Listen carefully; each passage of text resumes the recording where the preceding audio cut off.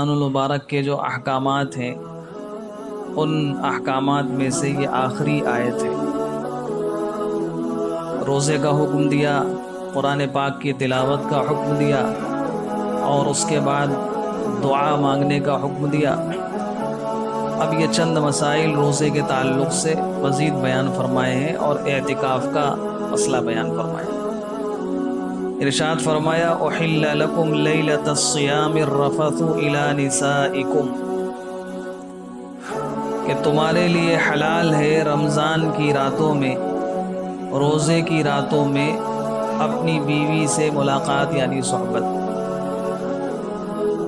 ابتدائے اسلام میں اگر کوئی انسان غروب کے بعد سو جاتا تھا، آفتاب غروب ہو گیا، مغرب کا وقت ہو گیا، اس کے بعد سو گیا کوئی، تو اب سونے کے بعد اس کا روزہ شروع ہو جاتا تھا۔ سویا روزہ شروع، اب اٹھنے کے بعد نہ کھانا کھا سکتا ہے نہ پانی، یعنی جو روزے کی جن چیزوں میں روزے سے بچنا چاہیے وہ کوئی کام نہیں کر سکتا۔ تو اس سے بعض اوقات پریشانی بھی ہوئی۔ ایک صحابی تھے، محنت مزدوری کرتے تھے، محنت مزدوری کر کے گھر پہنچے افطار کے وقت، اہلیہ سے کہا کچھ ہے؟ انہوں نے کہا نہیں گھر پہ تو کچھ نہیں۔ انہوں نے کہا اچھا میں انتظام کرتی ہوں۔ وہ چلی گئی انتظام کے لیے، یہ تھکے ہارے دن، آنکھ لگ گئی، سو گئے۔ اب سو کے اٹھے تو روزہ شروع ہو جاتا تھا، کچھ کھا نہیں سکتے، تو پورا دن بھوکے رہے، دوسرا پھر روزہ شروع ہو گیا، تو دوسرے دن دوپہر میں بے ہوش ہو گئے۔ رسول اللہ صلی اللہ علیہ وسلم کو اطلاع دی گئی۔ اسی طرح بعض صحابہ سے ایسا بھی ہوا کہ رات میں آنکھ کھلنے کے بعد بیوی سے ملاقات کر لی، حضور کو اطلاع دی گئی، تب یہ آیت نازل ہوئی کہ اب تمہارے لیے حلال کر دیا گیا، یعنی پہلے جو سختی تھی اس کو ختم کر دیا گیا۔ اب رات میں رمضان المبارک کی راتوں میں کھا بھی سکتے ہو، پی بھی سکتے ہو، اور بیوی سے ملاقات بھی کر سکتے ہو۔ کب تک؟ صبح سحری کے ختم ہونے تک۔ یہ پوری رات کھانے پینے کی اور بیوی سے ملنے کی اجازت ہے۔ یہ مسئلہ ہے۔ ابتدائی اسلام میں پہلے منع تھا، بعد میں اجازت دے دی گئی۔ لیکن منع کس نے کیا تھا؟ یہ حرام کس نے کیا تھا کہ رات میں کچھ نہیں کھانا پینا ہے؟ قرآن پاک میں ایسی کوئی آیت نہیں جس میں یہ ہو کہ پہلے اللہ نے کہا ہو کہ سو گئے تو اب سونے کے بعد کچھ نہیں کر سکتے۔ گویا یہ حکم رسول اللہ صلی اللہ علیہ وسلم نے دیا تھا کہ آنکھ لگ گئی، سو گئے، تو اب سونے کے بعد صبح تک کچھ نہیں کھا پی سکتے۔ پھر اللہ تعالیٰ نے قرآن کی آیت نازل فرما کر فرمایا احل لکم، جو چیز پہلے حرام تھی اب تمہارے لیے حلال کر دی گئی۔ کھانا پینا رات میں رمضان میں حلال کر دیا گیا۔ اس سے حضرت نبی کریم صلی اللہ علیہ وسلم کے ارشادات کا دین اسلام میں کیا مقام اور مرتبہ ہے وہ معلوم۔ جو قرآن کا درجہ ہے وہی حضرت نبی کریم صلی اللہ علیہ وسلم کے ارشادات کا بھی درجہ ہے۔ جو چیزیں اللہ کے نبی نے حرام کی تھی، اللہ نے جب ان کو جائز قرار دیا تو حلال کا لفظ استعمال فرمایا کہ پہلے تمہارے لیے وہ حرام تھی۔ کس نے حرام کی تھی؟ میرے محبوب نے حرام کی تھی، اب میں تمہیں اجازت دیتا ہوں، اس کی اجازتیں حلال ہو گئی۔ تو اس سے ان کی احادیث کا، ان کے ارشادات کا اور فرمان کا پتہ چلتا ہے کہ دین اسلام میں کیا مقام اور مرتبہ ہے۔ اسی طرح دین اسلام کی حسن اور خوبصورتی معلوم ہوتی ہے۔ بعض مذاہب میں اگر کسی کو اللہ سے تقرب حاصل کرنا ہے، روحانی اعتبار سے بلند مقام حاصل کرنا ہے، تو اس کے لیے سب کچھ چھوڑنا پڑتا ہے۔ خاص طور سے بیوی سے تعلق، وہ لوگ شادی نہیں کرتے، بیاہ نہیں کرتے اور تنہا تجرد کی زندگی گزارتے ہیں۔ دین اسلام نے اس خاص مہینے میں بھی جو مہینہ دیا ہی روحانیت کی ترقی کے لیے، وہ مہینہ دیا ہی ہے تقوی کے لیے کہ اپنے جسمانی تقاضوں کو دبا کر روحانی تقاضوں کو پورا کرو، اپنی روحانیت کو بڑھاؤ۔ اس مہینے میں جو آیت نازل فرمائی، اس مہینے کے متعلق اسی میں ارشاد فرما دیا کہ تم بیویوں سے ملاقات کر سکتے ہو۔ یعنی یہ حلال طریقے سے اپنی ضرورتوں کو پورا کرنا اللہ کے تقرب کے لیے، اپنی روحانیت کو ترقی دینے کے لیے نقصان دہ نہیں ہے۔ یہ چیزیں آڑے آتی نہیں ہیں. بس جو چیز بنائے وہ حرام کے قریب نہ جاؤ.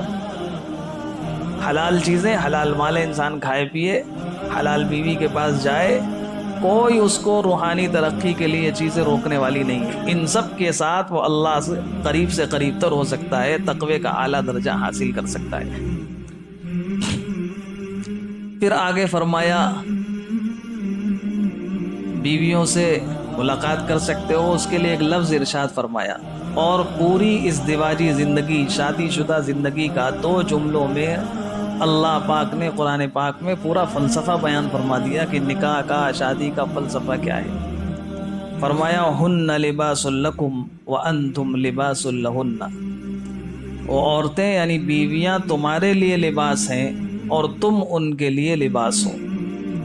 شوہر اور بیوی کو آپس میں ایک دوسرے کا لباس قرار دیا. تو کس نے قرار دیا؟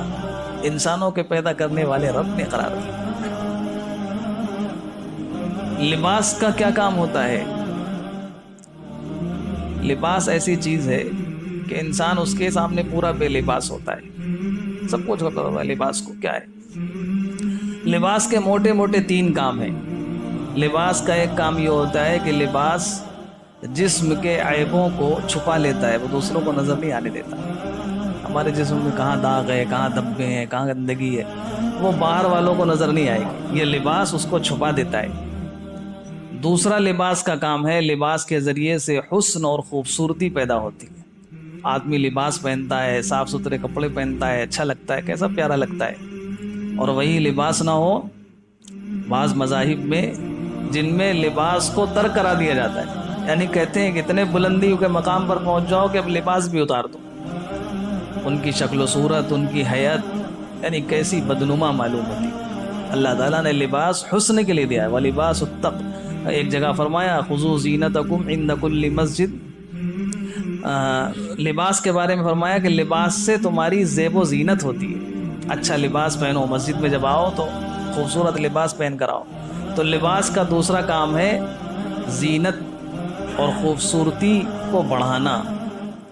اور لباس کا تیسرا کام ہے کہ لباس کے ذریعے سے انسان کے جسم کی حفاظت ہوتی ہے. گرمی سردی سے، بہت تیز دھوپ نکلی ہے، آپ لباس پہن کے جائیے، جسم دھوپ کی لپٹوں سے اور اس کی تپش سے محفوظ رہے گا. بہت ٹھنڈ پڑ رہی ہے، آپ لباس پہن لیجئے، باہر کی ٹھنڈ سے جسم محفوظ رہے گا. تو لباس کے یہ 3 بڑے بڑے کام ہیں. لباس عیبوں کو چھپاتا ہے، حسن اور خوبصورتی پیدا کرتا ہے، اور لباس حفاظت کرتا ہے. اللہ پاک نے یہ لفظ استعمال فرما کر لباس کا شوہر اور بیوی کے رشتے کے لیے دراصل یہ حکم دیا ہے کہ شوہر اور بیوی کو بھی آپس میں اسی طرح سے زندگی گزارنی چاہیے. جیسے لباس اپنے عیبوں سے، اپنے جسم کے عیب سے واقف ہوتا ہے، ایسے ہی شوہر اور بیوی بھی ایک دوسرے کے کمیوں سے، کوتاہیوں سے خوب اچھی طرح واقف ہوتا ہے. کتنے دن انسان چھپائے گا؟ ہم باہر چھپا سکتے ہیں، کرتا پیجامہ پہن لیا، ٹوپی داڑھی رکھ لی تو باہر لوگ سمجھ سکتے ہیں بھائی بہت نیک لگ رہے ہیں. لیکن گھر میں بہت دنوں تک اپنی حقیقت کو انسان چھپا نہیں سکتا، نظر آ جاتی. اب نظر آ گئی حقیقت، کمیاں سمجھ میں آ گئی. اب اس اچھی زندگی گزارنے کے ضروری ہے کہ جیسے لباس ان کمیوں کو چھپاتا ہے، کسی کو دکھاتا نہیں، ایسے ہی شوہر اور بیوی اگر ایک دوسرے کی کمی کو جان لیں تو ان کمیوں کو دونوں چھپائیں. نہ شوہر کسی سے بتائے، نہ بیوی اپنے شوہر کی کوئی کمی بتائے. اگر اس پر عمل ہونے لگے تو خوشگوار زندگی شوہر اور بیوی کو مل جائے گی. ایک دوسرے کی کمیاں سب کے اندر ہوتی ہیں. بگاڑ وہاں پیدا ہوتا ہے جہاں شوہر اپنی بیوی کی کمی کو بتاتا ہے، اپنی والدہ کے سامنے، اپنی بہنوں کے سامنے، دوسرے رشتہ داروں کے سامنے، اور بیوی اپنے شوہر کی کمی کو جا کر بتاتی ہے اپنے گھر میں. اور پھر دھیمے دھیمے بگاڑ ہوتا رہتا ہے. کبھی اتنا ہو جاتا ہے تعلقات ختم ہو جاتے ہیں، طلاق کی نوبت آ جاتی ہے. تو شریعت کہتی ہے کہ جب لباس ہے ایک دوسرے کا تو دونوں کے عیب کو چھپاؤ. معلوم ہو گیا اس کو چھپاؤ، صبر کرو، اچھے انداز سے اس عیب کو ختم کرنے کی کوشش کرو. بیوی کا کوئی عیب معلوم ہو گیا تو کیسے ختم ہوگا اس کی کوشش کرو. شوہر کا معلوم ہو گیا تو بیوی کوشش کرے کہ شوہر کا یہ عیب کیسے ختم ہوگا، لیکن اس کو دوسروں کے سامنے ظاہر نہ کرے. اسی طرح دوسرا کام لباس کا زیب و زینت بڑھاتا ہے. لباس تو ایسے ہی شوہر کی وجہ سے بیوی کی زینت، بیوی کی عزت، بیوی کی خوبصورتی بڑھنی چاہیے. یعنی شوہر بیوی کے تعلق سے کوئی ایسا کام نہ کرے کہ بیوی اس کی وجہ سے ذلیل ہو جائے، بیوی کو وہ شرمندہ کر دے، بیوی کے اندر کوئی ایسی چیز پیدا کر دے کہ اس کا حسن اور خوبصورتی ختم ہو جائے. یہ کام اسی طرح بیوی نہ کرے شوہر کے ساتھ. دونوں ایک دوسرے کے حسن میں اضافے کا ذریعہ اور سبب بنے. اور تیسرا کام لباس کا حفاظت کرتا ہے. شوہر اور بیوی بھی ایک دوسرے کی حفاظت کرے. بیوی کو اتنا یقین ہو کہ میرا شوہر ہر حال میں میری حفاظت کرے گا، کبھی مجھے بے یار و مددگار نہیں چھوڑے گا. جس بیوی کے اندر یہ بات پیدا ہو گئی وہ فرمانبردار بیوی بن جاتی ہے. اور ایسے ہی شوہر کو یہ خیال ہو کہ میری بیوی ہر حال میں میرا ساتھ دے گی، کسی حال میں مجھے چھوڑے گی نہیں، تو وہ شوہر بھی اچھی طرح سے اس سے معاملات کرتا ہے. تو شریعت نے دونوں کو حکم دیا کہ لباس بن کے رہو. اسی طرح ایک اور چیز لباس کے تعلق سے، جسم اور لباس کے بیچ میں کوئی تیسری چیز نہیں ہوتی. یہ ہمارا لباس ہے اور جسم ہے، اس کے بیچ میں کوئی دوسری چیز نہیں ہے. ایسے ہی شوہر اور بیوی کے رشتے کے تعلق میں بیچ میں درمیان میں کسی اور کو نہیں ہونا چاہیے.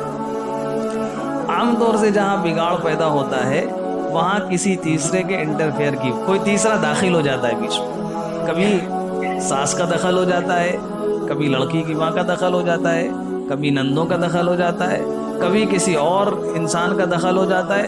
بیچ میں جب بھی کوئی تیسرا آتا ہے شوہر اور بیوی کے تو اختلافات شروع ہو جاتے ہیں. شریعت نے کہا کہ تمہارے لیے لباس ہے، تم ان کے لیے لباس ہو، بس اپنے اس رشتے کے درمیان میں بیچ میں کسی اور کو داخل مت ہونے دو. جو رشتے ہیں اس کے باہر رہیں. شوہر اور بیوی کی اس دیواجی زندگی میں کسی تیسرے کا دخل نہیں ہونا چاہیے.